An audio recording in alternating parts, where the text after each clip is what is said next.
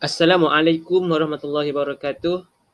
Saya Muhammad Sarafi bin Saimi mewakili kumpulan 5 untuk membentangkan mengenai subjek kesusasteraan dan kebudayaan Melayu. Hari ini kami akan membincangkan tentang asas kritika sastera yang terdapat dalam karya yang diterbitkan. Kumpulan kami terdiri daripada 3 orang, iaitu Nur Ilaika binti Syukran dari unit BM2, Muhammad Sarafi bin Saimi dari unit BM3 dan Adli Nuzul Az-Zahara binti Zulkifli daripada unit BM4. Antara perbincangan yang kami akan utarakan ialah mengenai pengenalan asas kritika sastera, kritikan sanjungan, kritikan teguran, kritikan saranan, kritikan pendekatan, kritikan penganalisisan, kritikan penilaian dan terakhir penutup. Kita bagi yang pertama mengenai pengenalan tentang asas kritika sastera. Kritik berasal dari perkataan Yunani kuno iaitu kritos yang bermaksud hakim. Mengkritik juga bermaksud usaha menghakim, memutuskan nilai baik atau buruknya sesebuah karya sastera. Yang terakhir kritikus, iaitu orang yang membuat kritikan. Definisi kritikan sastera pelbagai tokoh. Menurut Ungku Maimunah Muhammad Tahir 2013, kritikan sastera ialah segala tentang sastera yang memberi kesan kepada perkembangan kesusasteraan.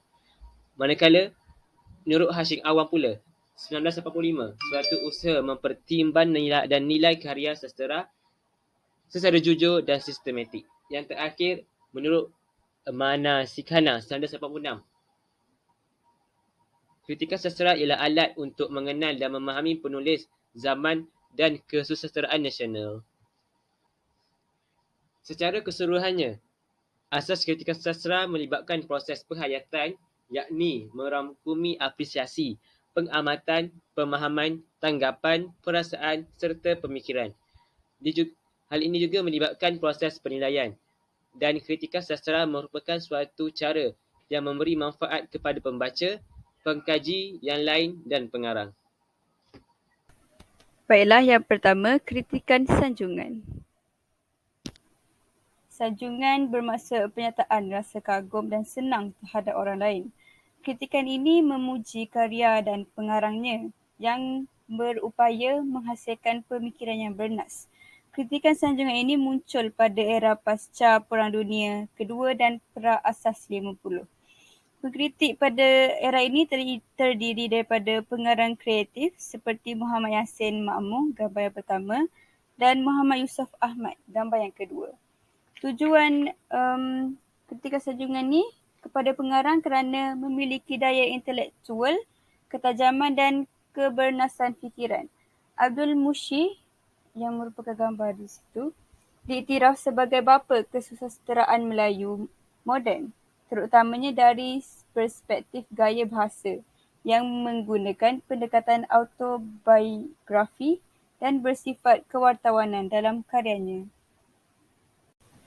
Contoh analisis karya sanjungan kritikan yang boleh kita lihat adalah novel Ruang Perjuangan karya S. Osman Kelantan. Cerita ini berkisar kepada masalah aku, iaitu abah yang mempunyai isteri dan 3 orang anak, iaitu 2 perempuan dan seorang anak lelaki. Anak lelaki dia mempunyai seorang anak dan merupakan cucu kepada abah tersebut. Datuk mewakili generasi dahulu yang kuat berpegang kepada ajaran agama, dan cucunya pula telah terdidik dengan pendidikan sekular sehingga tiap-tiap fikiran agama tidak dapat diletakkan sebagai satu fakulti fikiran yang tinggi. Hal ini boleh dilihat dalam petikan perdebatan antara ayah dan anak. Abah selalu terperangkap dengan kebenaran yang ditentukan oleh kuasa lain, dan kuasa itu Abah samakan dengan Tuhan. Baiklah, apakah kebenaran itu baru menjadi benar apabila Tuhan mengatakannya benar? Cucu pula mungkin generasi yang kembali kepada ajaran agama sebagai cara hidup walaupun mereka telah dididik dengan pendidikan sekular. Ini Inilah generasi ketiga sekarang yang cuba kembali kepada Islam sebagai satu-satunya yang unggul yang boleh membawa manusia ke ruangan perjalanan hidup yang hakiki. Kita boleh lihat petikan ini. Ada dua kesilapan di sini, Dediku. Kesilapan pertama, kerana alim ulama yang kolot yang melihat dunia ini seperti bangkai. Padahal dunia ini menurut Islam adalah pangkal untuk modal kebaikan bagi manusia. Kita teruskan pula dengan kritikan teguran. Kritikan teguran merupakan kritikan yang bersifat memberi teguran dan peringatan secara ikhlas. Ia lebih praktikal kerana pengkritik melaksanakan kajiannya dengan lebih berimbang dengan menyatakan keistimewaan, kekuatan teks berkenaan dan menunjukkan kekurangannya. Tokoh terawal dalam kritikan teguran ialah Aminuddin Baki yang menulis artikel Pandangan Seorang Penuntut Tinggi Kita tentang sebuah buku Melayu di Utusan Zaman pada 12 Jun 1949. Aminuddin boleh kita lihat di gambar tersebut. Aminuddin telah mengkritik novel Korban Kesucian karya Christmas. Contoh analisis karya kritikan teguran boleh kita lihat berdasarkan novel Wan Empuk Kakak Wan Malini karya Shahnon Ahmad. Shahnon dengan kasarnya mengkritik perilaku anak-anak raja dari benua Hindi yang dikatakan berketurunan anak cucu Raja Iskandar Zulkarnain, nisab Nabi Sulaiman alaihi salam. Pancar Nushriman Adil. Mengikut teks sejarah Melayu dari bab Al-Kisah Ceritera yang kedua, halaman 16 hingga 22, yang digambarkan dengan penuh harmoni adalah bab yang dikritik oleh Shahnon Ahmad. Inilah kesilapan Shahnon Ahmad apabila memandang teks sejarah Melayu dengan perspektif sahala. Teks sejarah Melayu adalah karya kesusasteraan, maka sudah seharusnya kita menilainya dengan kehalusan nilai sastera itu sendiri.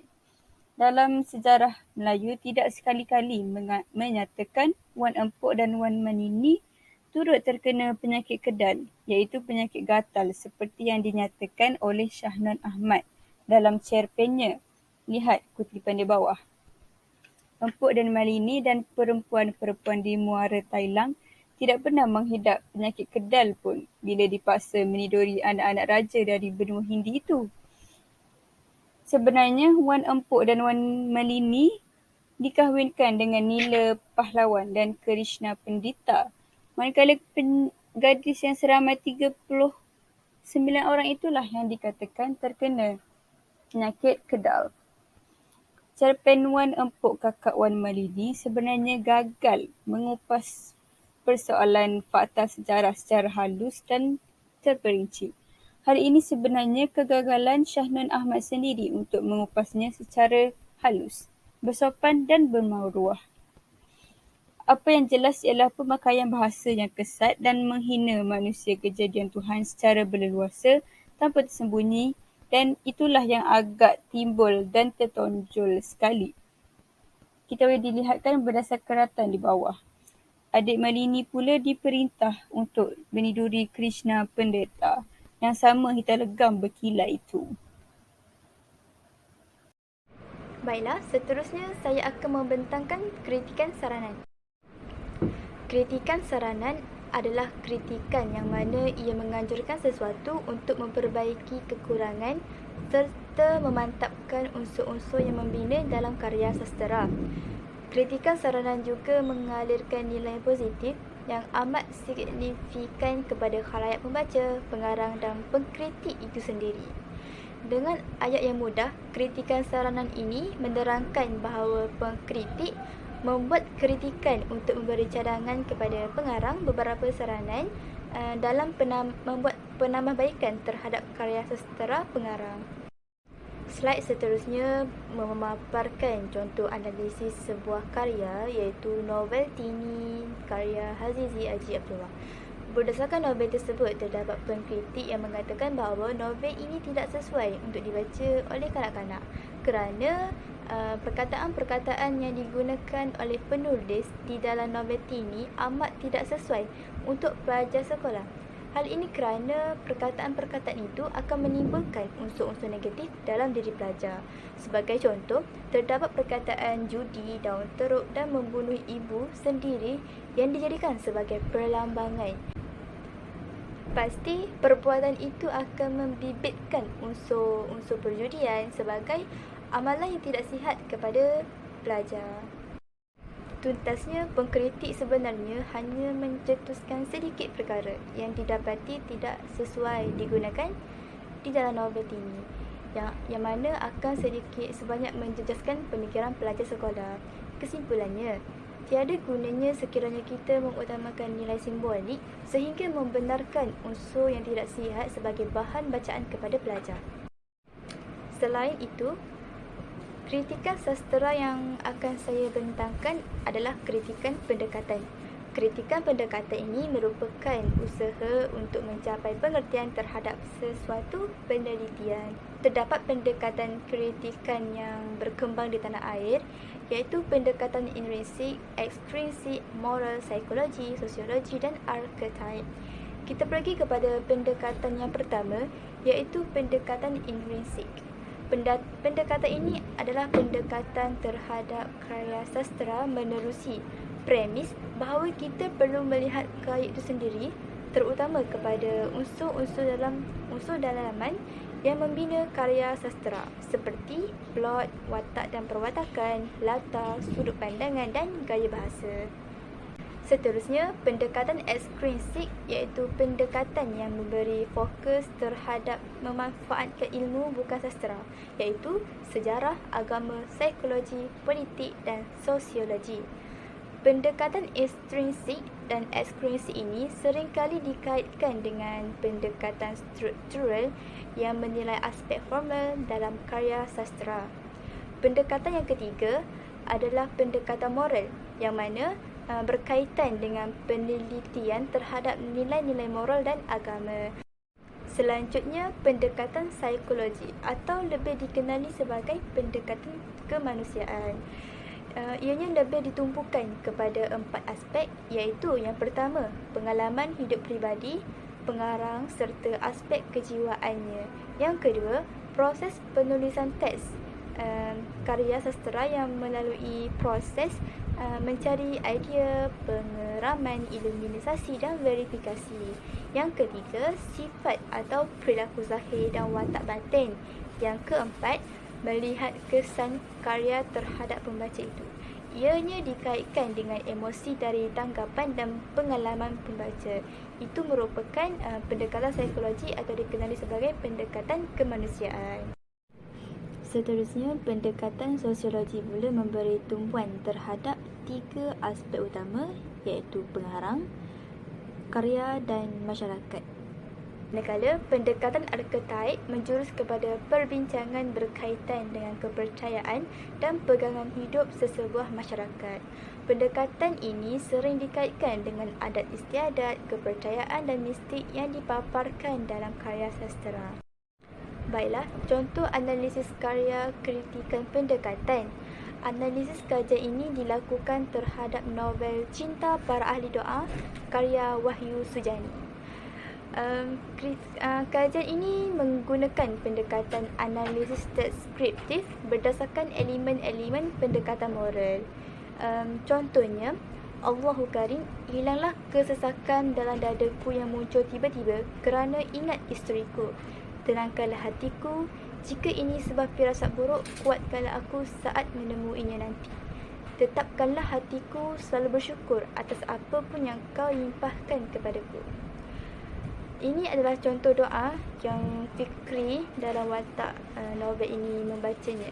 Tokoh Fikri dalam novel ini memiliki sifat tawakal kerana dia selalu berdoa kepada Allah atas segala permasalahan yang ada dalam fikirannya.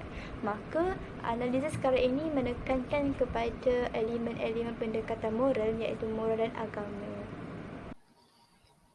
Seterusnya kita pergi kepada kritikan penganalisisan.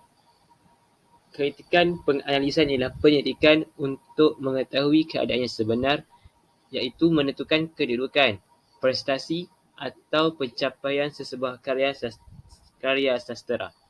Dalam hal ini, mereka akan melakukan penelitian dan menghuraikan karya sastera yang diterbitkan. Seterusnya membuat huraian, iaitu bahasa, permulaan dan perakhiran cerita, motif, watak, pemikiran, perlambangan, nilai, sudut pandangan aliran dan ideologi, dan berdasarkan teori takmilah. Kritikan penganalisisan dibuat melalui prinsip Rasul sebagai al-insan al-kamil, yakni mempunyai pertalian dengan kehidupan Rasulullah SAW melalui peristiwa hijrah Rasulullah SAW. Contohnya, saya meluahkan hasrat kepada bonda untuk bermastautin di ibu kota untuk bekerja dalam cerpen Muishi, antologi jaket kulit kijang.